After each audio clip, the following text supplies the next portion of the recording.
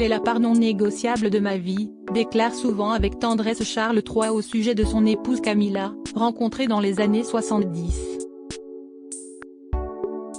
Toujours à ses côtés, dans l'ombre, Camilla veille. Camilla a un seul but, soutenir son mari.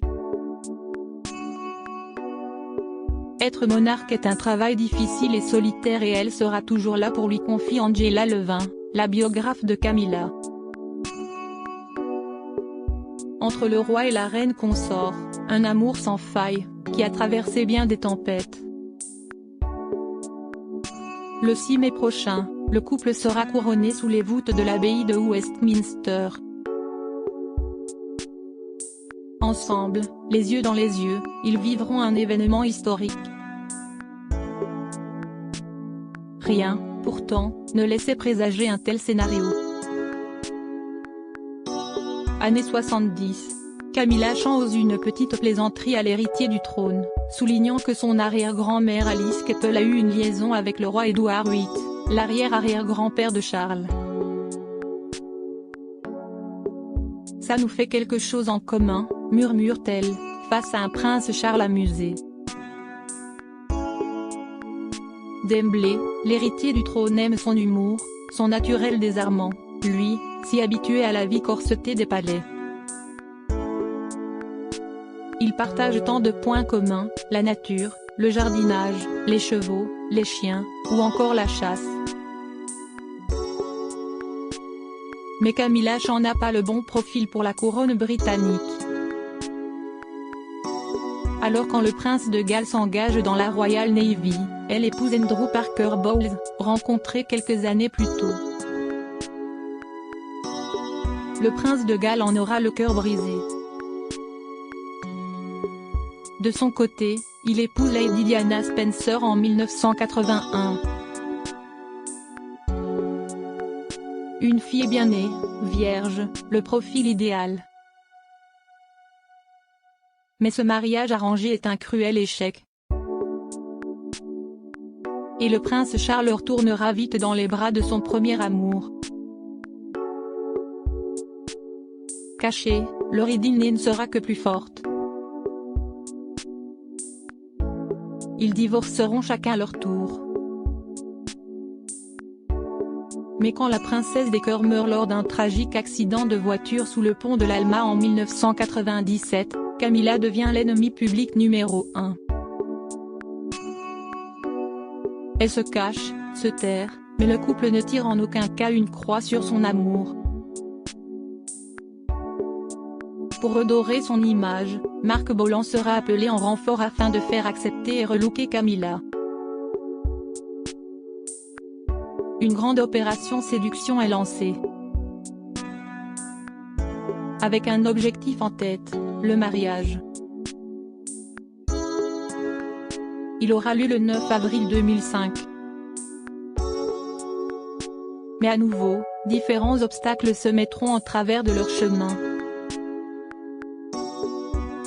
Le roi Charles et Camilla, les 40 photos qui ont marqué leur histoire d'amour quand Harry et William ont supplié leur père de ne pas se remarier dans ses mémoires baptisées Spare, le prince Harry a confié avoir été clair à l'époque.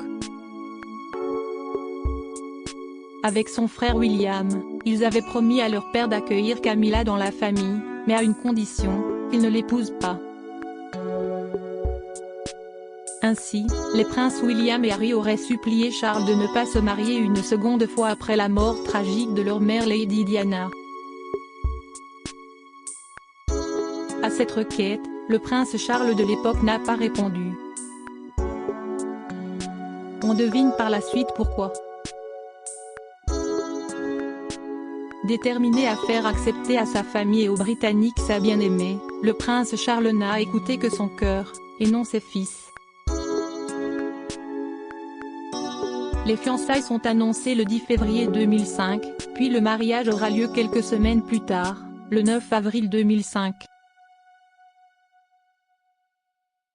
Malgré leur réticence, les princes Harry et William répondront présents. Le cadet racontera que, pendant toute la cérémonie, il a gardé la tête baissée comme pendant les funérailles de Diana. Ambiance. Camilla et Charles doivent faire face au dégoût du public. En 2004, un sondage Populu a révélé que seulement 32% des personnes interrogées étaient d'accord pour que le prince Charles épouse Camilla. 29% étaient contre, et 38% s'en fichaient royalement. Le prince Charles, droit dans ses bottes et sûr des choix de son cœur, a certainement pensé que tous finiraient par se faire à l'idée. C'était mal connaître les plus virulents d'entre eux. Penny Junor, biographe royal, s'est souvenu dans The Express avoir reçu des mails de téléspectateurs de BBC Breakfast exprimant leur dégoût total pour la nouvelle. Une femme s'est même tenue devant Clarence House, la maison que Charles et Camilla partagent, et a déclaré que le prince de Galles de l'époque ne serait jamais roi s'il épousait Camilla. Elle avait tort. Et Charles raison. Les Britanniques ont fini par se faire à l'idée, heureux de voir un monarque aujourd'hui amoureux, serein et apaisé. Camilla, terriblement malade avant son mariage les nuits avant le jour J, Camilla Parker Bowles a eu bien du mal à dormir. L'heureux événement la stressait terriblement. D'ordinaire calme, elle était on ne peut plus émue à l'approche du grand jour. En plus du stress, Camilla est affaiblie par une violente sinusite. À Rémy Lau puis à Clarence House, la future mariée passe des heures épouvantables. Les nuits sont courtes et fatigantes. La veille, Camilla était toujours si malade, que nous ne savions pas si le mariage pourrait avoir lieu, confiera, inquiète, son amie Lucia. Le jour J, elle refusera même de sortir de son lit, relate Angela Levin dans le livre Camilla, From Outcast to Future Queen Consort, un cas de panique interne selon un ami. Camilla finira par trouver la force de se parer de sa robe signée Robinson Valentine, d'enfiler un élégant manteau couleur crème, avant de se coiffer d'un grand chapeau assorti à larges bords, doté de dentelles et de plumes, conçu par le célèbre modiste Philippe Préassy.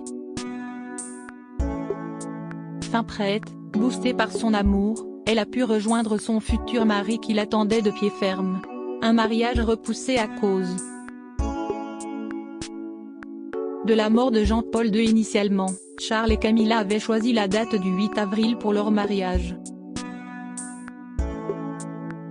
Mais peu de temps avant la date fixée, les noces avaient dû être reportées de 24 heures. En cause, la mort du pape Jean-Paul II le 2 avril 2005.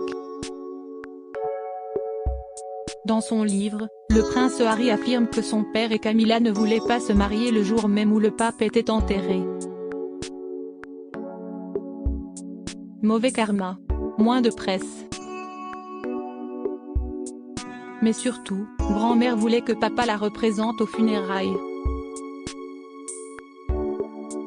L'agenda royal est donc tout chamboulé. Le 8 avril, le prince Charles se rend donc accompagné de sa future femme, Camilla, à Rome.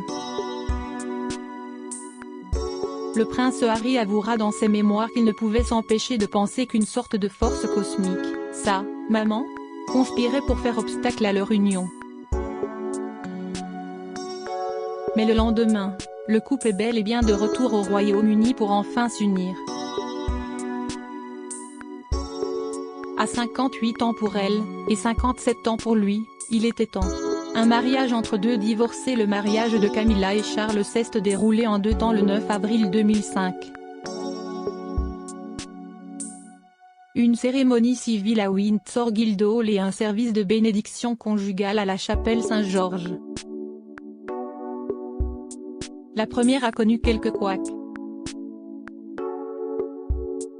Le château de Windsor n'ayant pas de licence pour organiser des cérémonies de mariage, le couple a dû se rendre dans un modeste bureau d'enregistrement sur Windsor High Road. La Salasco avait des taches noires sur le tapis brun, différents boîtiers électriques peu esthétiques, et un autocollant au-dessus de l'interrupteur. Veuillez éteindre les lumières, note l'experte royale Angela Levin. 28 invités sont présents. Elisabeth II et le prince Philippe n'ont pas fait le déplacement. Une bénédiction sera par la suite organisée en la chapelle Saint-Georges du château de Windsor. Face à l'archevêque de Canterbury, le prince Charles et Camilla s'unissent, en présence cette fois-ci de la reine Elisabeth II. Au moment solennel des serments du repentir, tous retiennent leur souffle. Nous reconnaissons et regrettons nos nombreux péchés et turpitudes qu'à travers le temps nous avons commis, en pensée, en parole, et en action, contre le roi du ciel, provoquant son juste courroux et son indignation envers nous. Récitent les mariés. De quoi provoquer quelques commentaires acerbes, le lendemain des noces, dans la presse. Mais peu importe, au fil des années, Camilla a su s'imposer comme un atout de la couronne britannique et a su conquérir le cœur de la reine, Elisabeth II. En février 2022, la veille de son jubilé, la monarque a déclaré qu'elle souhaitait sincèrement que, le moment venu, Camilla soit connue sous le nom de reine consort. Une consécration. Crédit photo, Express Indication.